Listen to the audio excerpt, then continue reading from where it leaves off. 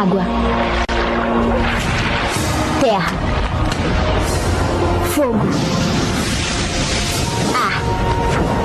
Viver à sombra de gigantes é o teste definitivo para qualquer pessoa. O Tiny Avatar era um grupo composto apenas por lendas vivas. A maior dobradora de terra da história, a mestra que revolucionou a dobra de água, o herdeiro do trono da Nação do Fogo e o próprio espírito do mundo.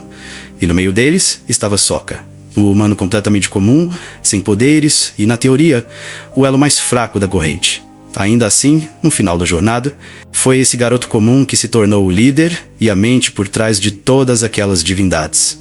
Ele deixou de ser um jovem arrogante, engolido pela própria insegurança, para se tornar o maior estrategista de sua era.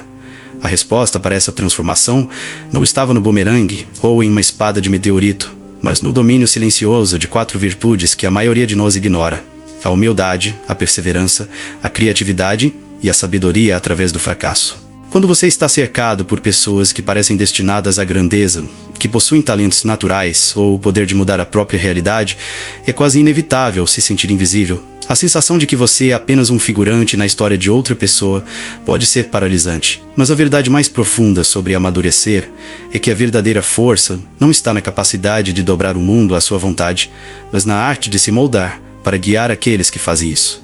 Ser o líder, afinal, nunca foi sobre dar ordens ou gritar mais alto do que os outros.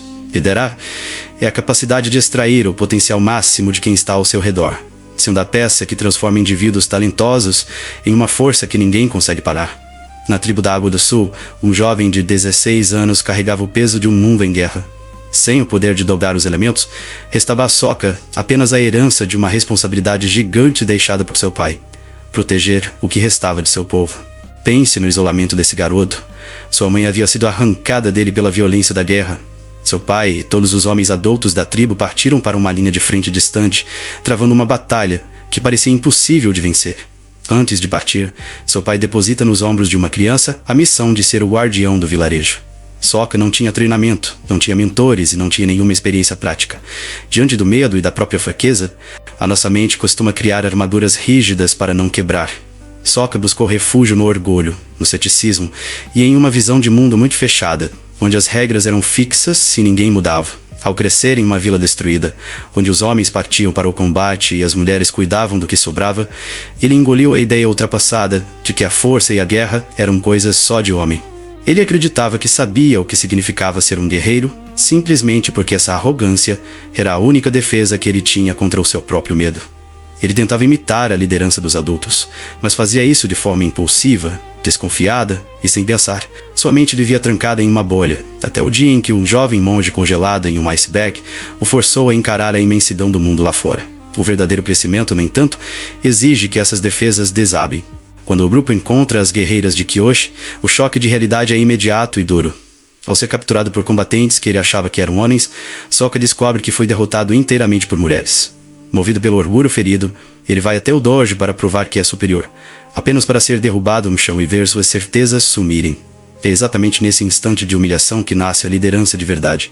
Em vez de se fechar na negação, na revolta ou no papel de vítima, Sokka toma uma decisão que pouca gente tem coragem de tomar. Ele escolhe engolir o orgulho, curvar-se diante de Suki e pedir desculpas por ter sido ignorante. A humildade real não é se achar menos do que os outros.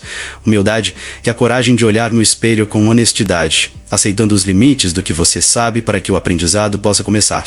Ao treinar com a Suki, o jovem descobre que a persistência ganha um novo sentido quando você deixa a arrogância de lado. Ele passa a treinar com foco, dedicação e respeito, criando uma conexão profunda baseada na verdade e na coragem de errar. Essa mesma postura se repete e fica ainda mais forte quando ele busca o mestre espadachim Piandao do coração da Nação do Fogo. Sokka não chega contando vantagem por suas conquistas antigas e nem tenta fingir que é um guerreiro destemido. Ele se ajoelha antes mesmo de ser testado, admitindo abertamente que não está preparado e que tem dúvidas sobre o seu próprio valor. Diante de um mestre, ele entende que sua maior fraqueza nunca foi a falta de poderes mágicos, mas a pressa em se provar para os outros. Ao dominar a arte da espada, ele percebe que a lâmina é só uma extensão da mente. A criatividade e a inteligência se tornam suas verdadeiras ferramentas de combate. Em um mundo onde os outros controlam as forças da natureza, ter uma mente flexível e saber se adaptar são os maiores recursos de sobrevivência de um ser humano comum. A criatividade, porém, isolada do amadurecimento, é só uma habilidade técnica sem alma. O estrategista planeja a vitória no papel. Um líder de verdade cuida das vidas que estão no plano. Durante o teste desesperador daquela máquina gigante da Nação do Fogo contra as muralhas de Bassin C, Sokka precisa aprender o valor de mudar de ideia. Quando seu plano inicial falha, a teimosia cega poderia ter causado a queda de todo o reino. Aceitar a mudança sugerida por Aang, ouvir a perspectiva do outro e ajustar a rota no meio do caos, é o que transforma um garoto esperto em um guia em quem as pessoas confiam. Ele aprende a enxergar o cenário completo, adaptando-se ao que está acontecendo, em vez de tentar forçar o mundo a ser do jeito que ele quer. Mesmo assim, as marcas da insegurança não somem rápido. O momento mais doloroso dessa jornada interna acontece depois que um meteorito cai perto de uma vila. Enquanto a floresta pega fogo, Sokka vê seus companheiros fazendo coisas incríveis. Aang e Toph mudando a terra para segurar o incêndio, Katara controlando a água para apagar o perigo. E Sokka?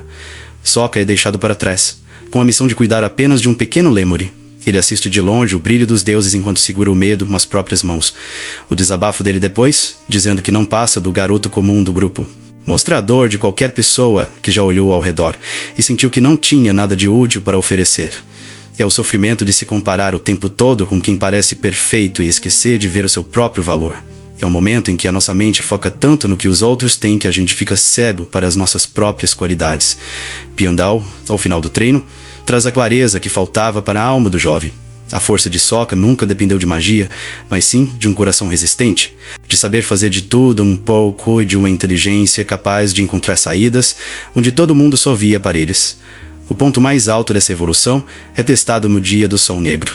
A invasão da Nação do Fogo, planejada em detalhes pela mente dele, deveria ser o seu grande acerto. Mas a realidade não respeita os planos do papel. Diante do fracasso, da descoberta de que o inimigo já sabia de tudo e com seu pai ferido, o jovem precisa fazer a escolha mais madura e difícil da vida. Saber a hora de recuar. A sabedoria real não está em insistir no erro por orgulho ou para fingir que nunca perde. Sabedoria é ter a clareza de salvar as pessoas quando tudo dá errado. Aqui, a gente entende o que faz os grandes líderes da ficção e da história. Eles não são definidos por discursos bonitos em palcos seguros. O momento da verdade de um líder acontece no campo de batalha. E a liderança, pelo exemplo. Aquela que vemos quando Harry Smith guia seus soldados contra o Titã Bestial sabendo o preço que vai pagar. Ou quando Aragorn corre em direção aos portões de Mordor puxando o exército com ele. Sokka, ao ordenar a retirada e aceitar que seu plano falhou, age como esses gigantes. Ele aprende a engolir a frustração e a manter a mente aberta, melhorando suas escolhas através da dor da derrota. Essa sabedoria encontra o equilíbrio definitivo nos corredores da Rocha Fervente.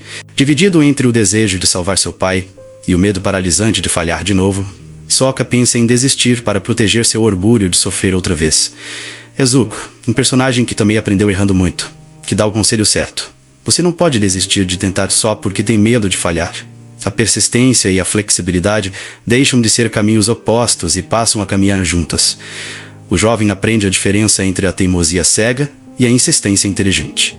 A vontade de proteger quem ele ama deixa de ser uma obsessão controladora, nascida do medo de perder pessoas de novo, e vira uma base de confiança na força dos seus amigos. No ato final da guerra, quando o destino do mundo depende de um grupo de jovens, a transformação de Sokka fica completa.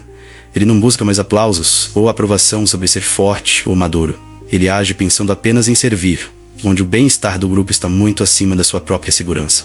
Sua mente brilha ao derrubar a frota de naves inimigas, usando a própria estrutura do oponente, usando a inteligência e até o humor para vencer. Sua humildade permite que ele aceite seus limites físicos, deixando que Toph cuide dos perigos da Terra, sem que isso fira o seu respeito próprio. E no momento de maior desespero, com a perna quebrada, cercado por soldados e no alto do céu, a jornada dele faz todo o sentido. Para salvar a Toph, ele joga longe seu bumerangue e deixa cair sua espada. Ele abre mão das duas únicas ferramentas que usava para se definir como um guerreiro. Ao perder suas armas, fica claro o que o mestre Piandao já tinha visto. Sokka nunca precisou de objetos ou de magias para ser gigante. Sua verdadeira força sempre esteve na resistência de suas ideias, na clareza de suas estratégias e na vontade de dar a própria vida para proteger quem confiava no seu comando. Ele era, sem dúvida nenhuma, o líder do Time Avatar. Olhar para essa história nos força a pensar sobre a nossa própria vida. Muitas vezes, passamos anos reclamando dos talentos que não recebemos ao nascer, das coisas que não podemos controlar, ou do sucesso dos outros que parece apagar o nosso próprio caminho. Tentamos criar armaduras de orgulho na internet, para esconder o medo de sermos considerados pessoas comuns. Esquecemos, porém, que o comum, quando trabalhado com dedicação, inteligência e humildade para aprender com os tombos, é a única matéria-prima capaz de construir o que é realmente extraordinário. O valor real de uma mente humana nunca se mediu pelo poder bruto que ela tem nas mãos, mas sim pela clareza e pela calma com que ela guia as próprias ações no meio do caos. Diante dos seus próprios desafios diários, das cobranças pesadas da rotina e da sensação de não ser bom o bastante que o mundo tenta nos impor a cada segundo, qual é a postura que você decide adotar a partir de hoje? Você vai continuar preso à frustração pelo que te falta, ou terá a coragem de olhar para dentro, aceitar suas fraquezas e descobrir a força silenciosa que já existe na sua forma de encarar o mundo? Se este ensaio expandiu a sua perspectiva de alguma forma, não se esqueça de se inscrever para acompanhar os próximos passos da nossa jornada. Eu sou o Orfeu Narrativo, e este foi o nosso ensaio de hoje. Até a próxima.